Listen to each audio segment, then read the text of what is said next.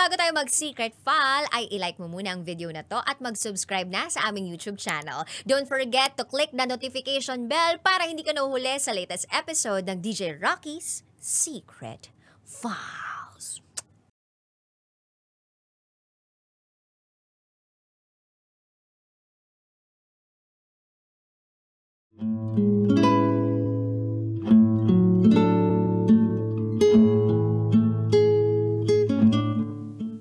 And now, it's time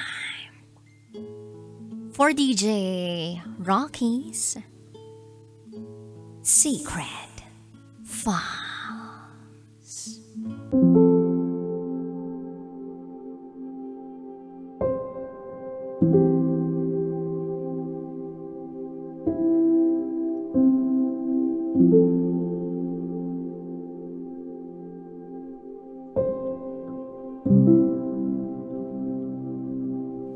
I never said that I love her.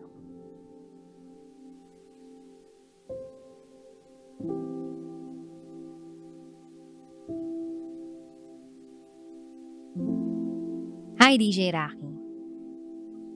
Lagi ko kayong napapakinggan sa radyo. And here I am, sharing my own story. I hope mabasa mo ang storya ko. Itago mo na lang ako sa pangalang Felix, 25 years old. At ito, ang aking secret file.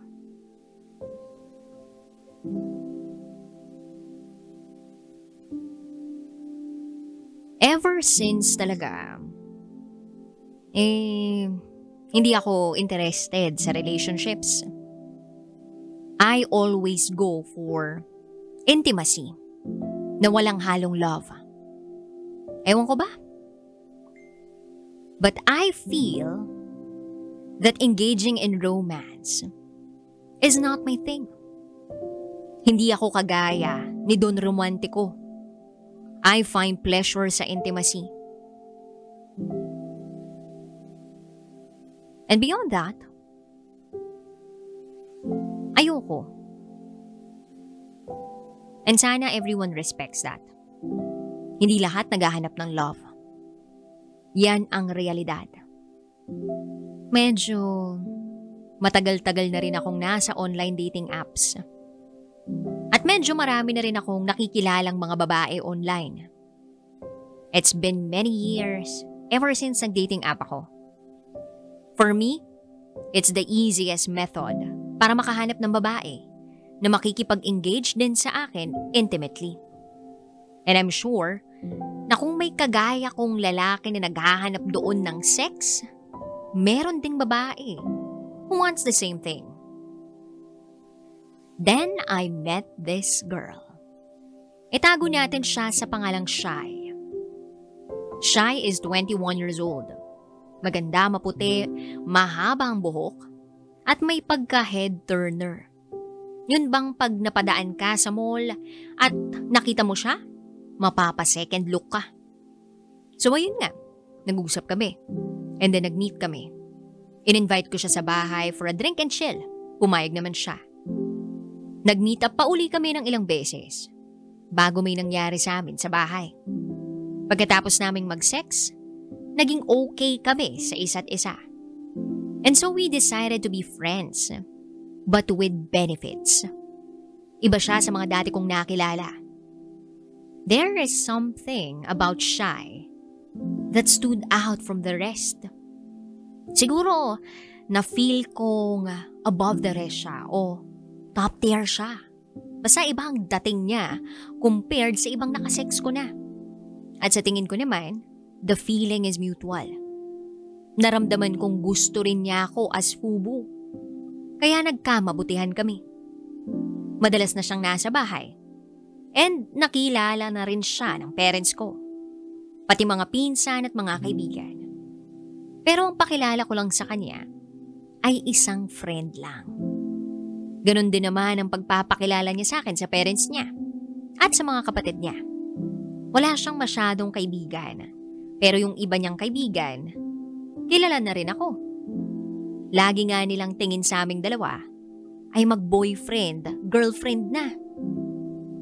Well, hindi na lang namin pinapansin yun. Hindi ko rin naman kasi sila masisisi. Kasi nga, sweet si Shai sa akin. At ibinabalik ko lang naman sa kanya yung sweetness na ibinibigay niya. Isang araw may inimbitahan akong ibang babae sa bahay.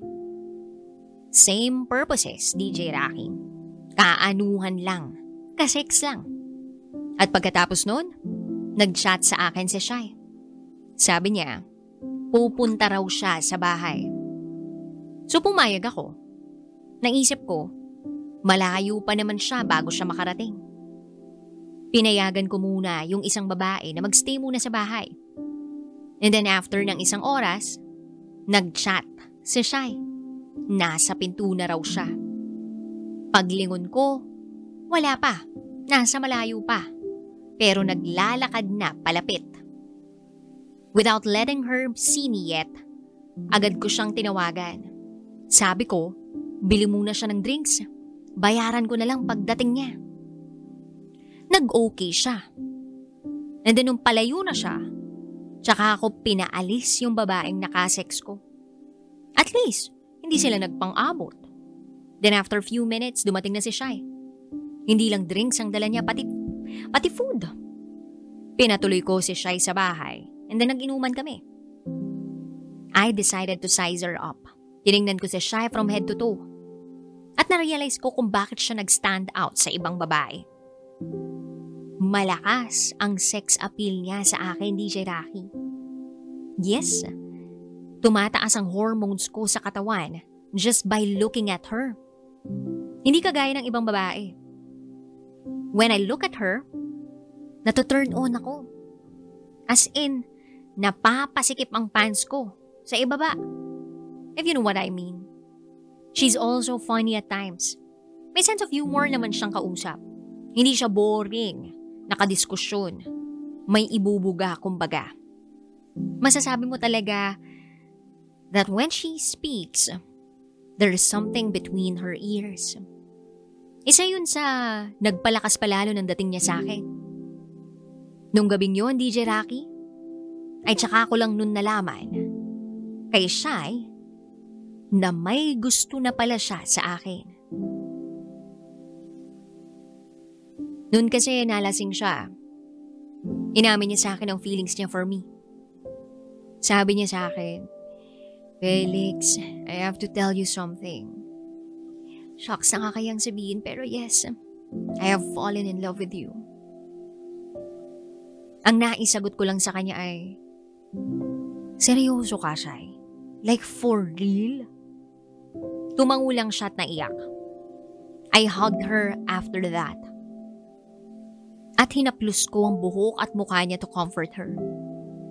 Ako naman, kahit alam kong tarantado ako minsan, deep inside nasaktan ako for her.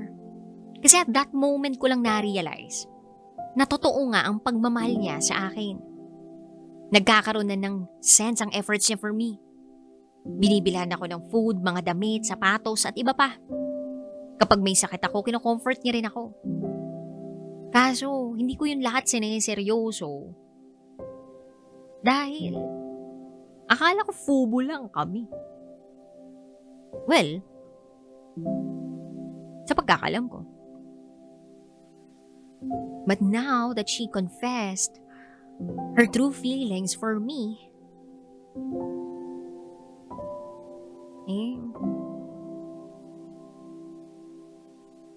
I have to do something.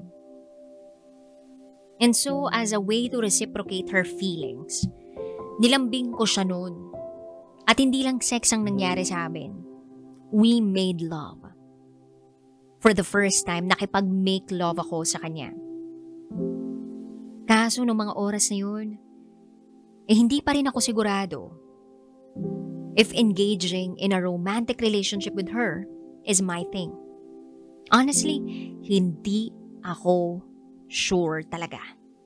Pero sabi ko na lang sa sarili ko, sige nga, subukan ko. Baka matutuhan ko ring mahalin siya genuinely. Alam mo, DJ Rocky, I really tried na matutunang mahalin si Shai.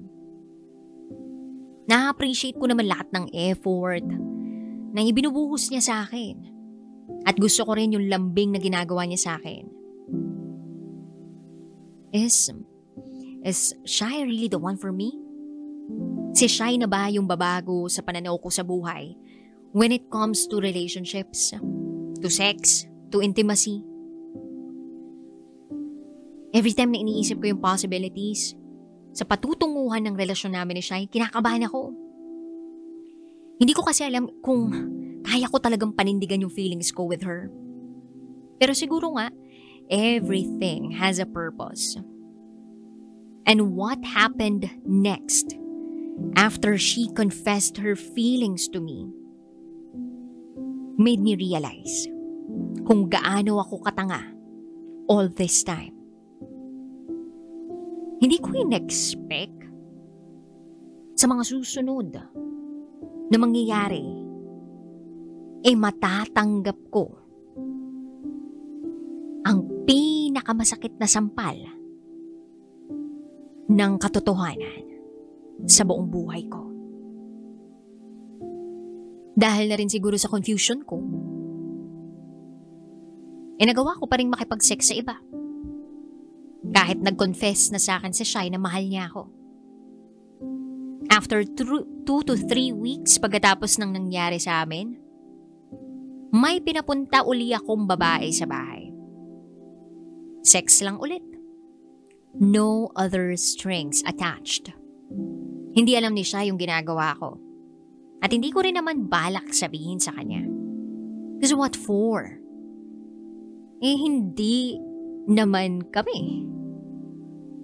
At ang mahalaga, I never said that I love her back. Kaya walang kami. Or wala pang kami. And so I could still do whatever I want or whatever I need. Fast forward. Lumipas ang ilang araw. One afternoon. Nagkasakit ako. Nagkatrangkaso. Sinabi ko kay Shai dalawin niya ako. Alagaan niya ako. Although pabiro ko lang naman yung mga salitang yun sinabi. Maya-maya pa nag-reply na si Shai. Sabi niya, she's coming over.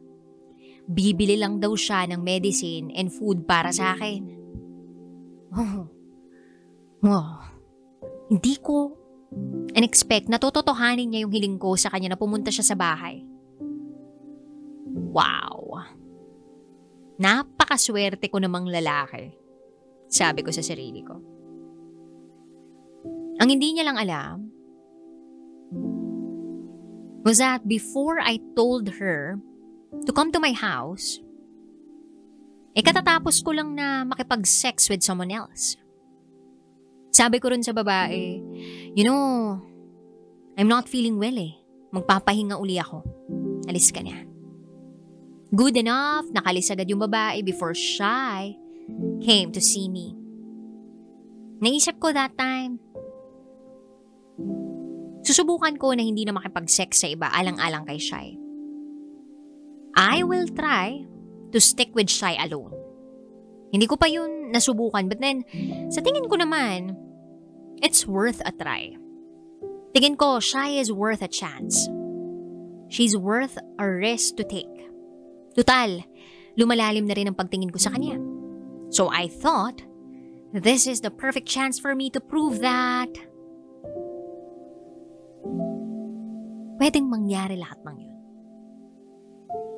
At ayun na nga. Inantay ko nang dumating si Shai. Pero, inabot na ng dilim. Wala pa rin siya. Akala ko nga, malapit na siya Akala ko nga, ilang minuto na lang yung aantayin ko. Tapos magpapakita na siya sa akin.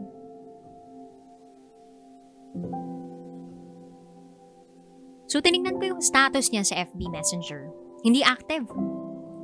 Few hours ago, huling online niya. Baka busy siguro o may iba pang errands. Hanggang sa inabot na ng 8 p.m. wala pa ring updates from Shy. Minessage ko siya, sabi ko, where are you na? No response. I attempted to call her, no response. Kinabahan na ako at this point. Nag-worry ako. Hindi naman ganun si Shy eh. Lagi siya nag-update kapag on the way na siya to meet me. This time, iba. Eerie. Yung datingan. Kaya ang ginawa ko, nag-PM ako sa mama niya. Tinanong ko kung okay lang ba sa Shy. Wala pa siya rito, sabi ko. She was going to see me kanina, pero hindi ko akalain. Natatawag sa akin ng mama niya. Mangiyak-ngiyak ang boses ng mama niya nung nag-hello sa akin. At ang sabi, nabangga si Shy ng kotse. Paulit-ulit na nag-echo sa akin yung sinabi ng mama niya na nabangga si Shy ng kotse. Hanggang sa narinig ko ang tatlong salita na dudurog at wawasak sa puso ko. Dead on arrival. Dead on arrival. DJ Rocky. Dinala si Shy sa ospital. Pero dead on arrival na. Fatal injuries ang tinamo niya nung naaksidente siya. Kahit inaapoy ako ng lagnat, pinilit kong puntahan ang ospital kung saan dinala si Shy. Hindi na ako umabot sa ER. Doon na ako pinapunta sa morgue. At doon ko na nga nakita si Shy. Bigla na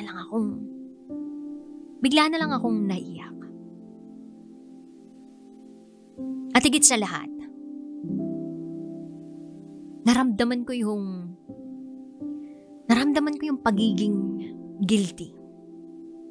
Kasi nangyari to kay Shy dahil sa akin.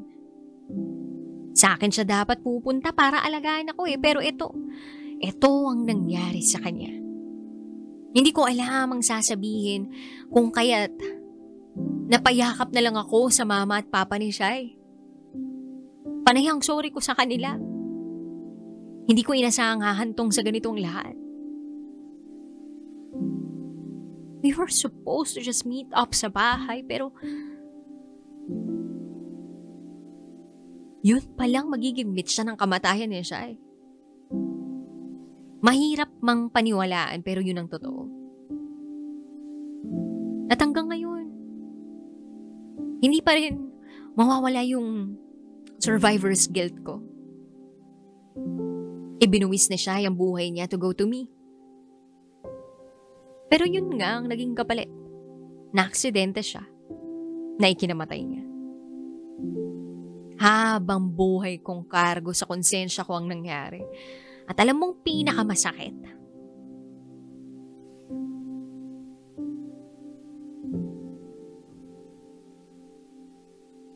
Hindi ko man lang nasabi sa kanya na mahal ko na siya. Na mahal ko siya. She taught me to love. She taught me what love is. At sayang lang, hindi ko na ibalik sa kanya yung love na ipinapakita niya sa akin. Right now, ang daming what if sa utak ko. What if hindi siya namatay? What if nakarating siya safely sa bahay namin para alagaan ako nung nilalagnat ako? What if nasabi ko sa kanya na mahal ko rin pala siya? What if nagkatuluyan kami? What if nagkaroon kami ng future as a couple? Sayang lang talaga. Sayang. Lahat yun, hindi ko na mahahanapan ng sagot eh. Ang tangi ko na lang naaalala kay Shy ay yung times na magkasama kami na pinapakita niya yung pagiging caring niya sa akin, yung pagiging clingy niya, lahat ng good memories namin. Doon na lang ako nagdaduel. Kasi yun naman ang reason eh. Kung ba't napamahal na siya sa akin. And completely losing siya was my biggest regret in life. Sa ngayon, I'm still trying to process my thoughts at sinusubukan ko pa rin mag-move on. Hindi na rin ako nag-online dating app, hindi na rin ako nakikipag-sex kung kani-kanino. Para bang na-trauma ako sa nangyari kay Shai. And all I want to do right now is to think of her. I want to keep Shai alive kahit sa isip ko lang. Kasi hinayang na hinayang ako. Sayang eh. Hindi namin na i-level up yung friendship namin. Friendship with benefits. Sana natanggal na yung benefits. Sana naging totohanan na lang. Shai would have been my first serious relationship. My first official girlfriend. But it was never meant to be. DJ Rocky, I decided to share my story para iparealize sa ibang lalaki na kagaya ko na it's never too late to change and to be loyal to only one woman.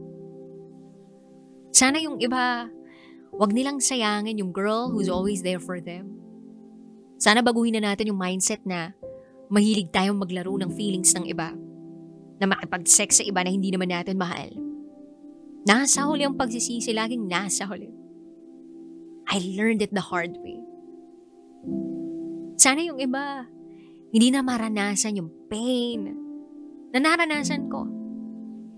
Let my story speaks for itself.